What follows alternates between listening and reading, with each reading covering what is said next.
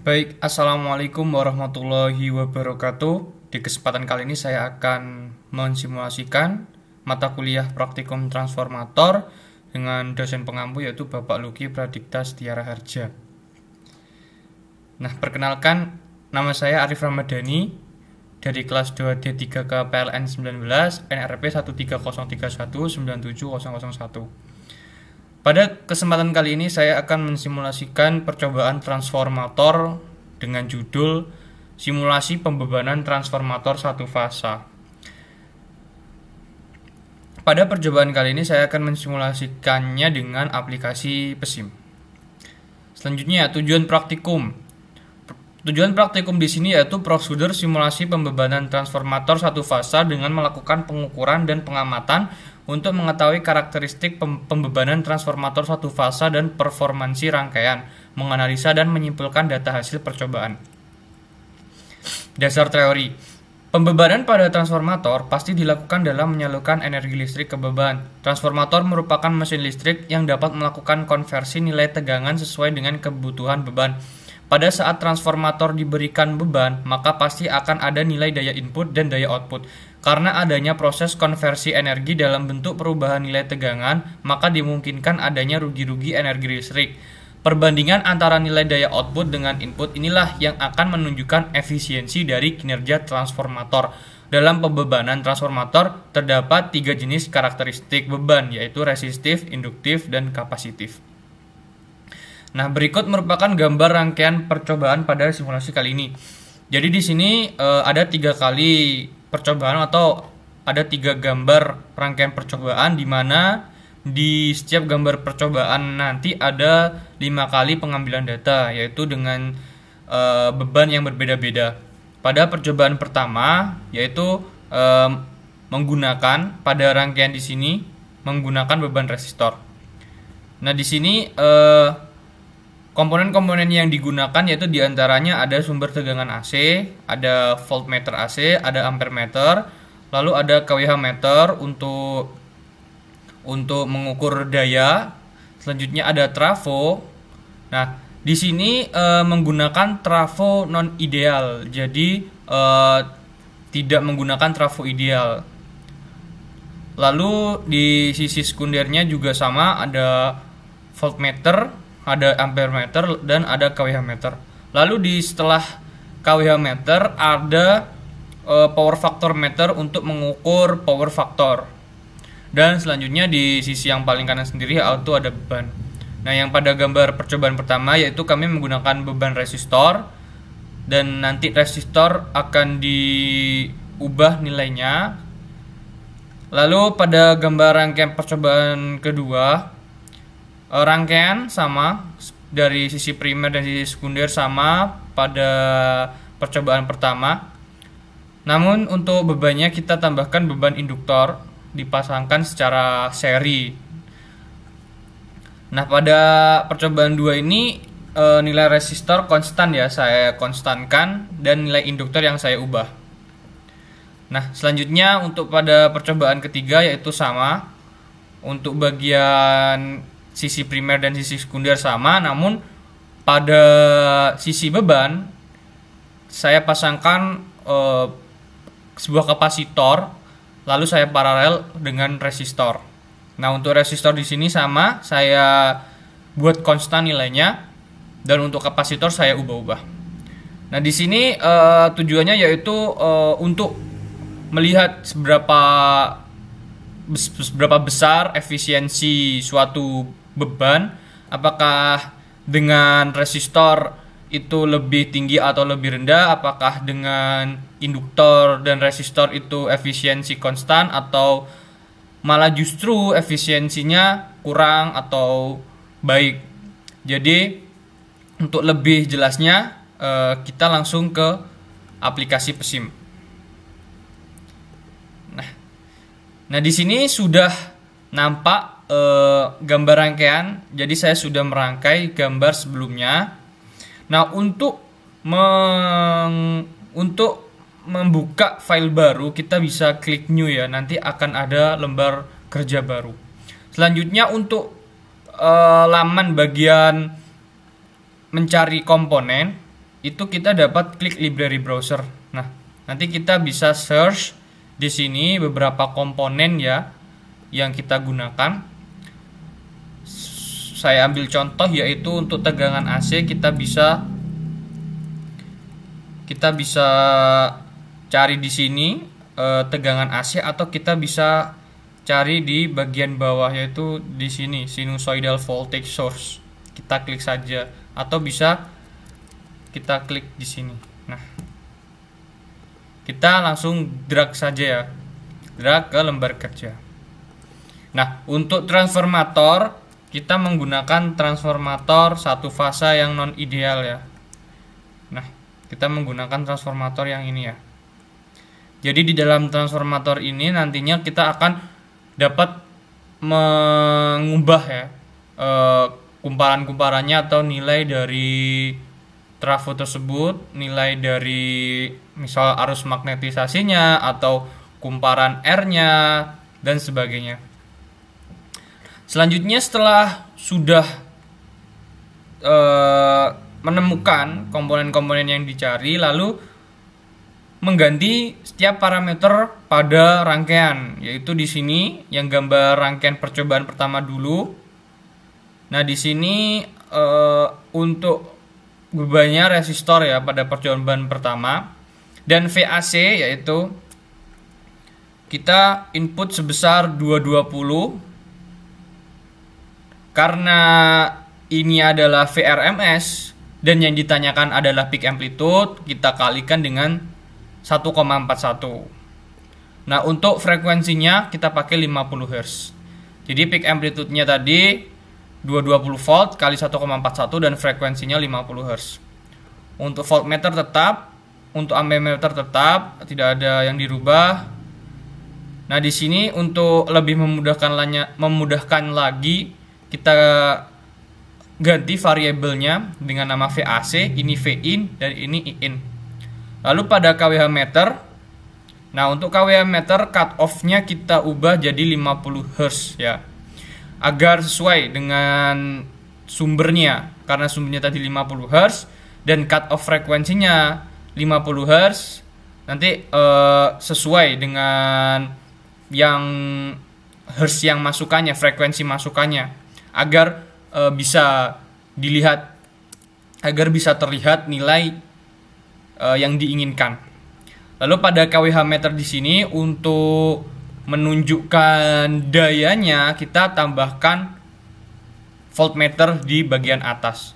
Ini ada sisi W, ada sisi kWh. Kalau sisi W ini berarti satuannya watt, kalau di sini kilowatt per hour ya.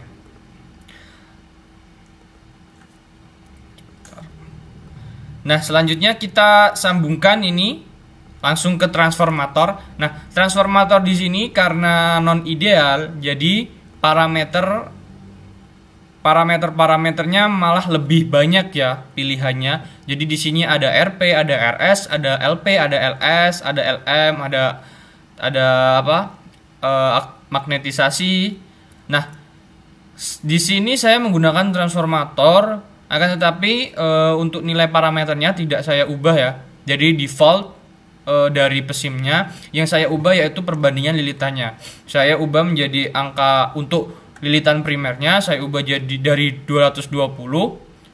Lalu yang nilai parameter kumparan sekundernya saya ubah jadi 110. Jadi dilihat bahwa dari lilitan primer sekundernya di sini trafo yang saya gunakan saya fungsikan sebagai trafo step down. Jadi untuk menurunkan tegangan. Nah, selanjutnya setelah di trafo bagian sekundernya kita juga pasangkan yaitu voltmeter, ampemeter dan juga voltmeter sebagai penunjuk daya, dan juga ada kWh meter. Nah, setelah kWh meter ini saya menambahkan power factor meter, di mana gunanya untuk mengetahui nilai faktor meter, power factor meter pada rangkaian di sini. Nah, selanjutnya setelah power factor meter saya hubungkan dengan beban, yaitu beban berupa resistor. Di sini saya akan mencoba beban resistor sebanyak atau sebesar 20 ohm. Nah, tak lupa untuk menambahkan simulation control dengan cara klik simulate lalu klik simulation control, maka akan muncul komponen seperti jam di sini. Kita dapat ubah sesuai yang diinginkan, yaitu saya total time-nya saya ubah menjadi 0,08 dan nantinya akan muncul gelombang sebanyak 4 atau 5 kali. Nah, setelah itu rangkaian sudah siap digunakan dan dapat di run simulation, bisa dari simulate lalu klik run simulation atau press atau pencet F8. Nah, untuk menampilkan nilainya kita bisa add satu persatu dari variabel berikut, yaitu Vin atau Vout kita add, lalu in Eout kita add kan, lalu Pin dan Pout kita add kan juga, dan power faktornya P cos P nya kita add. Nah, kita perbesar. Nah, jadi ini merupakan bentuk gelombang dari gambar rangkaian pertama, yaitu bebannya berupa resistor dengan resistor sebesar 20 ohm. Untuk menampilkan nilai ukurnya, kita dapat mengklik di sini bagian RMS. Nah, ini merupakan nilai RMS value-nya. Di sini Vin yaitu sama ya, 220, atau di sini tertulis yaitu didapatkan 219.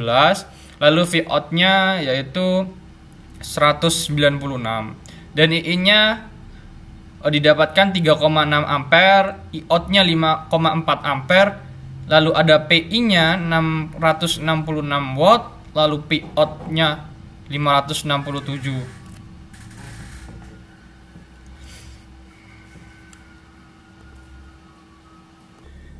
Dan untuk power cos P-nya yaitu diketahui sebesar 0,98.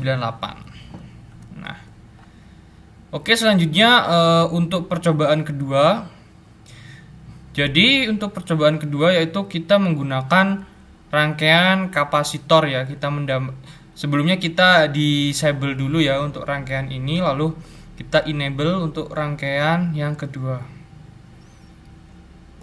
Nah, untuk yang rangkaian kedua ini sama ya dengan rangkaian yang pertama tadi. Untuk lebih memudahkannya agar dapat menghemat waktu, kita dapat mengcopy untuk rangkaian yang tadi, kita pastekan lagi, lalu kita tambahkan komponen kapasitor.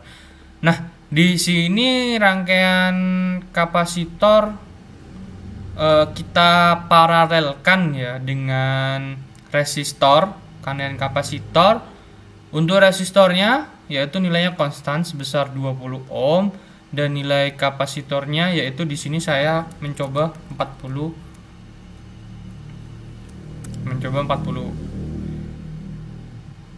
picofarad ya. Nah, lalu kita simulate, run simulation. Nah, di sini seperti yang tadi ya, Vin Vout kita add, Pin Pout kita add, Pin Eout kita add, lalu cos P power factor meternya kita add.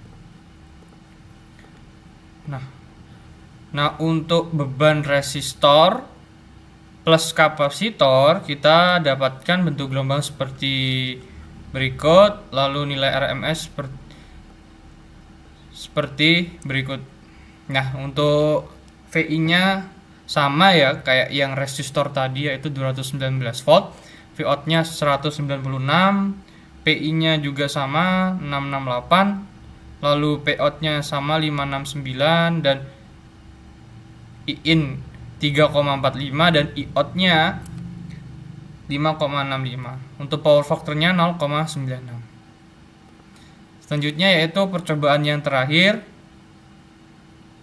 yaitu menggunakan resistor diserikan dengan induktor. Kita disable dulu, lalu kita enablekan ini. Nah, kita ubah nilai induktornya ya. Di sini saya coba menggunakan 120 mH dan resistornya konstan 20 ohm. Lalu untuk tegangannya tadi sama ya, 220 volt. Lalu kita klik simulate, run simulation. Nah, ini sama, V-in V-out kita add lagi, I-in I-out juga kita add-kan lagi. Lalu P-in P-out-nya kita add-kan lagi, PF-nya kita add-kan lagi. Nah, ini merupakan bentuk gelombang ya, bentuk gelombang keluaran dari rangkaian dengan resistor plus induktor ya. Nah, untuk memunculkan nilai RMS bisa kita klik RMS di sini. Nah, di sini sudah diketahui ya bahwa V-in V-out-nya sama ya, kayak yang tadi, yaitu V-in 219 volt, V-out-nya 109,6 volt, lalu I-in-nya 3,3 ampere, I-out-nya 2,6 ampere. Nah, untuk PI-nya sendiri yaitu 346 watt, lalu P-out-nya 141 watt, dan cos-P-nya yaitu sebesar 0,63. Nah, di sini sudah terlihat bahwa berbeda ya dengan beban yang tadi, dikarenakan ini ada beban induktif. Jadi untuk P-out-nya sendiri selisihnya antara PI-nya itu agak lebih besar. Jadi efisiensinya ini untuk efisiensinya sendiri yaitu lebih kecil ya daripada percobaan yang tadi, dikarenakan adanya beban induktif. Nah, setelah kita melakukan pengambilan data dari percobaan gambar rangkaian pertama hingga percobaan gambar rangkaian ketiga, langkah selanjutnya yaitu kita mencari efisiensinya dengan cara atau menggunakan rumus yaitu P-out per P-in dikali 100%. Nah, kita analisa yaitu seberapa besar atau memakai beban yang mana untuk efisiensi yang paling tinggi atau efisiensi yang paling rendah, dan nanti kita analisa apa penyebabnya apabila menggunakan beban ini atau apabila menggunakan beban tersebut itu efisiensinya lebih kecil ataupun lebih besar. Mungkin cukup sekian presentasi penyampaian dari saya mengenai simulasi pembebanan transformator satu fasa melewati aplikasi PSIM. Apabila ada kesalahan kata, saya mohon maaf yang sebesar-besarnya. Akhirul hada, wassalamualaikum warahmatullahi wabarakatuh. Terima kasih.